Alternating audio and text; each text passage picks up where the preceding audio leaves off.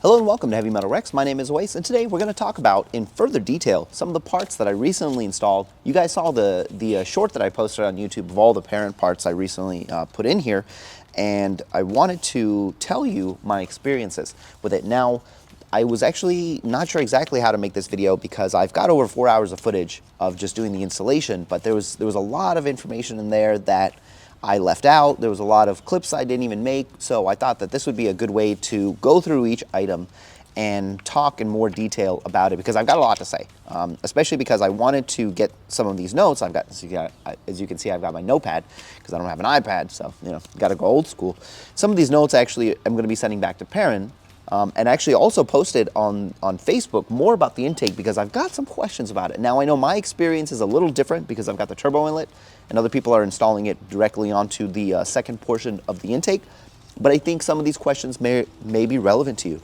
So we're going to start off with the intake. I think the intake is fine. There's nothing wrong with it. It sounds very interesting. So you know what? I'm going to start with the sound clips first.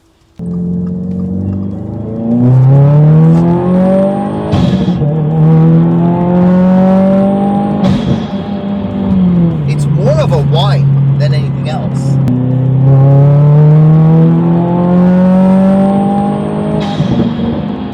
Yeah, it has its very own unique, it's less of a whoosh and more of like a little whine.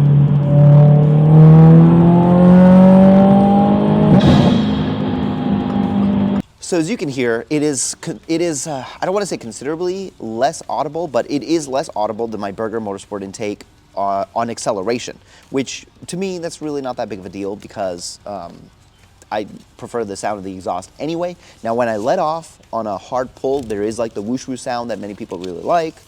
To me, it doesn't really matter whether it's loud or not. My wife actually thoroughly appreciates the fact that it is less audible. Where I had the mic, I actually had it on the right-hand side of the car, on the passenger side of the car, right underneath where I normally would hear most of the intake sounds. Now, the intake itself. I got the intake, I think, a couple of weeks before it was available to the market. So the instructions that I had may not have been like whatever was coming out for everybody else. And the reason I mention that is I got tons of hardware with it. I mean, I had washers and bolts and nuts, you name it, all over the stuff, right? And as I was going through the instructions, it made sense kind of where I needed to put stuff, but like it didn't exactly fit. So I ended up only using one bracket, and it was the long silver bracket that goes in the middle of the car, or in the middle, right underneath the headlight to hold the intake. And that's the only one that I have on there right now. From there, it's being held on pretty tight, and then it's just going into the turbo inlet. The second issue that I ended up having was my heat shield is actually like, the intake is, the filter is slightly touching the heat shield. Now, I don't know how much of an issue that is, but there's no other way that I've been able to install it other than without it touching the heat shield, which is something that I'm going to talk to Jeff Perrin about because I don't know if that's an issue. Then the oil filter. This was a conversation that was happening a little bit before this filter came out because Perrin said that they're only going to have an oiled filter on this. I don't particularly think it's a problem. I didn't really have an issue with it other than during the installation because there was tons of oil on the rubber portion on the bottom of the filter itself and the clamp as well. So what I ended up having to do was take like a wet cloth and just kind of clean the bottom part as much of the oil that I could, and also take the clamp off and wash it. And the reason that I had to do that was because when I was trying to actually clamp it onto the pipe, every time I was tightening it up, the clamp would just slide off. And I know that the intake pipe itself has two areas where you could theoretically put the filter. There's up front, there's like a beveled opening. And so I believe that's where it needs to go. That's where I ended up putting it. Anywhere else, and then the clamp just, immediately slid off. So far, it's been solid. I've done tons of logs for it already, and it hasn't moved, and it hasn't really given me any trouble. And the temperatures that I've been seeing through Cobb, especially, of course, just whatever it shows on the intake and the intake manifold side, haven't really been different than what I've experienced on the Burger Motorsport. So I've just kind of let it roll. Next, I wanted to talk about these three items. These are not available on the market yet. I'm sure soon they might be, and that's starting with the turbo inlet.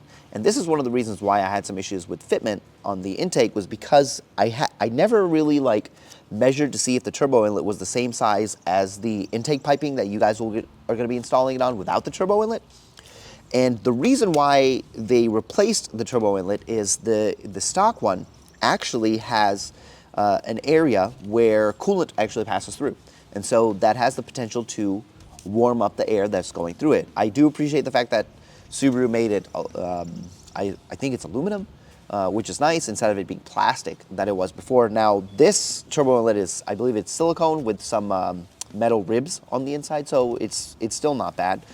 Everything lined up perfectly fine. The evap hose, the crankcase hose lined up fine as well. There's a flange that comes with it that you install on the turbo side. That was fine as well. The only issue I ended up running into when it came to hoses on the inlet was the evap hose. The evap hose is currently kind of like bent a little bit, and I do need to get underneath the car and cut off maybe ½ an inch. Oh, spoiler alert, there's a lot of hose cutting. I believe there's 2 hoses that need to be cut for the turbo inlet, and then 1 for the diverter valve, which we'll talk about here in a minute. The turbo inlet does not provide any other audible benefit. It is more just for airflow. So I believe it's a little bit bigger than the stock inlet. And of course, taking off those coolant lines should potentially keep that air temperature down as well and less turbulent.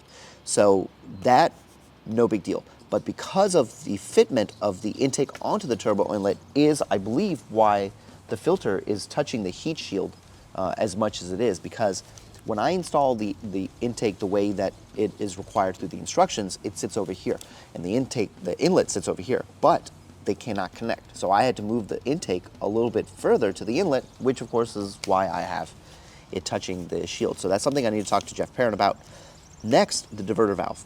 Now we do, this isn't a bypass valve, so there's not gonna be any extra noises coming from it. This is more to help with leaks. So far, with the boost that we are pushing, we haven't seen any leaks. This is going to be up to Graham to verify that for me. The installation was very simple, but you do need to take off the turbo inlet, preferably because it's much easier to work on that way. Now, when this does become available, something to remember that on the diverter valve itself, there is a Perrin logo, and the way that it gets bolted onto the car, it's very specific. So that logo has to be on the top. Any other way, and it won't actually fit. That's an issue I ran into. I actually ended up calling Jeff because I couldn't get it on. I couldn't figure out why. It does have, it comes with 2 springs on the inside that you can install, a shorter spring and a longer spring. Now the shorter spring is for if you're doing for stock application or maybe like the Cobb OTS, but the longer spring is what you want to use if you are doing a bit more boost or you're doing more of like a more aggressive Pro Tune. So something to keep in mind when this becomes available. There is 1 hose that needs to go to, I think I don't know exactly where, I think it's the brake booster line, somewhere underneath it. I think it's the one that's underneath the intercooler, which we're going to talk about. Now, the issue that I ran into, and I'd say maybe an hour of my total installation, actually took me putting these T-clamps on, and they were a huge pain in the ass. And I understand why they use them, because it's a lot easier to just shove the cable on there and not have to put a clamp, because it expands the cable enough to where it puts pressure on it so the cable won't move. But they are very hard to put in, especially because I didn't, and I keep saying cables, I apologize, I mean hoses.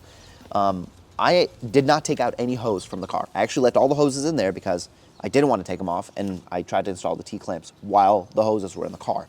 The issue with that is it's very difficult, and I'm, it hurt my back, and I was like hanging all over the place. So the suggestion that I was given was maybe put a little bit of oil on the barb and a little bit of oil on the inside of the hose, and it should make it a little bit easier.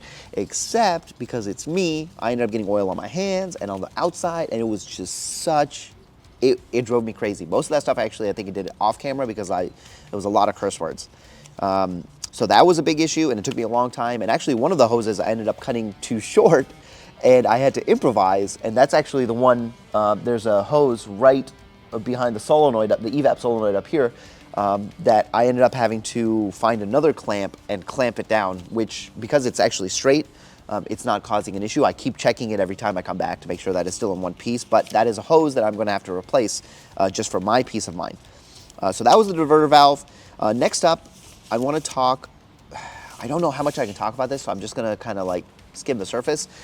You guys are all familiar, or if you're not, I'll tell you. There is an EGR item, the exhaust gas recirculating section of older cars, where when you replace this particular part, it becomes an emission delete because it literally deletes what's in there and allows gas to flow more freely, or air to flow more freely, but you lose emissions, right? There's an emissions issue with that. Now, Perrin has come up with an item that is compliant, emissions compliant, and that's what we're testing. We'll talk more about that when I can. I need to check in with Jeff to see how much I can say. I don't want to say too much, but it did require removing the intercooler, removing the throttle body, doing all kinds of stuff I've never done before. It was a little difficult, but we got it done. That one was hard for me because it's way back there, and a lot of the bolts I had to get to I couldn't see them.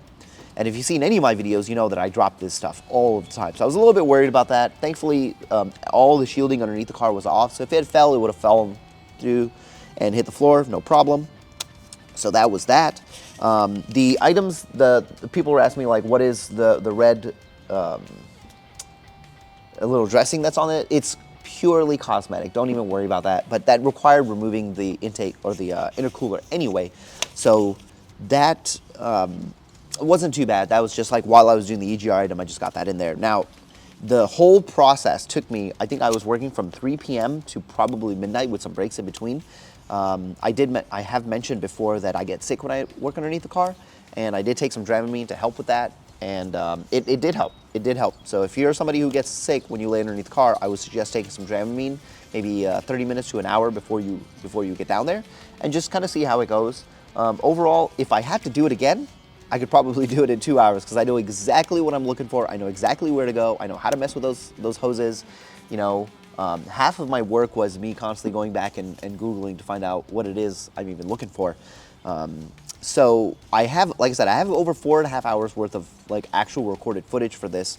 So, but I don't think I'm gonna make like a 4.5 hour installation video. I know once these parts are actually available, there will be tons of installation videos and probably more professional versions of them. So I'm not gonna try to do that. But if you do purchase these parts and you have questions, you can reach me anywhere: Facebook, Reddit, Instagram. I'm pretty much available anywhere. So I'll let you know if you need help. But trust me, more professional mechanics will install these parts than me. Overall, if it is something that you're going to do at home, definitely read the instructions. Try to map out what you're going to do and where you're going to go before you do it. And we'll see when these parts come out. So I hope that you guys enjoyed this video, and I will see you guys in the next one.